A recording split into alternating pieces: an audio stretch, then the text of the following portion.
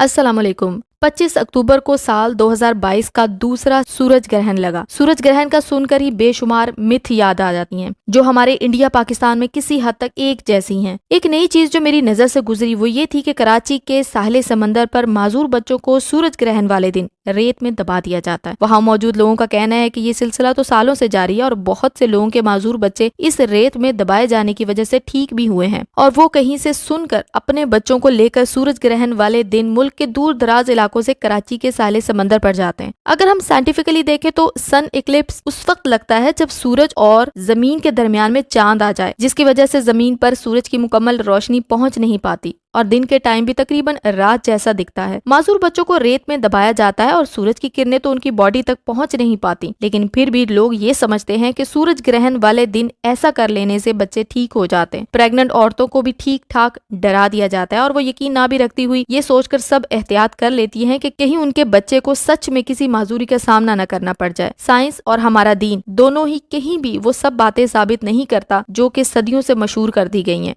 हाँ, लेकिन सूरज ग्रहण को नेकेड आई से देखने को जरूर मना किया जाता है। डॉक्टर्स के मुताबिक सूरज से अल्ट्रा वायलेट रेडिएशन खारिज होती हैं, जो कि आंखों के लिए खतरनाक हद तक साबित होती हैं। आंख एक निहायत ही सेंसिटिव ऑर्गन है। सूरज की तेज शुआएं जब कॉर्निया से लेंस पर पड़ती हैं तो वहाँ मौजूद प्रोटीन्स को नुकसान पहुंचाती हैं या फिर रेटिना पर जाकर वहाँ मौजूद सेंसिटिव टिश्यूज को डैमेज कर देती हैं, जिसकी वजह से ब्लर नजर आता है और इन डैमेजेस की वजह से आंखों की बिनाई हमेशा के लिए चले जाने का भी खदशा होता है। और ये सिर्फ सूरज ग्रहण के दिन ही नहीं होता, बल्कि आम तौर पर भी अगर हम सूरज को देखने की कोशिश करें तो इतनी हैवी लाइट को हमारी आंखें बर्दाश्त नहीं कर सकती। सूरज ग्रहण वाले दिन अगर किसी को बहुत शौक चढ़ा हो सूरज को देखने का तो वो इक्लिप्स ग्लासेस को यूज कर सकता है। आप सल्लल्लाहु अलैहि वसल्लम की जिंदगी में एक बार सूरज ग्रहण लगा था। इत्तफाक से उसी दिन आप सल्लल्लाहु अलैहि वसल्लम के बेटे हजरत इब्राहिम फौत हो गए। इसी वजह से अरब में मशहूर हो गया कि सूरज ग्रहण उसी वक्त लगता है जब कोई बड़ा वाकया या बड़ा साहनिया होता है। ऐसे मौके पर आप सल्लल्लाहु अलैहि वसल्लम ने लोगों पर वाजिया किया कि ये सब इत्तफाक की वजह से होता है, किसी की मौत या हयात की वजह से नहीं। अरब में लोग चांद और सूरज की पूजा करते थे। ऐसे में सूरज और चांद ग्रहण लगना अल्लाह ताला की बड़ाई बयान करता है कि तुम जिसे खुदा मानते हो वो भी मेरा मोहताज है, मेरे मातहत है। मैं जब चाहूँ रोशनी कर दूं और जब चाहूँ अंधेरा कर दूं। पहले की कौमों पर जो अजाब आए उसमें तेज हवाओं का चलना, बादल जमा होना और उनमें से अजाब का बरसना,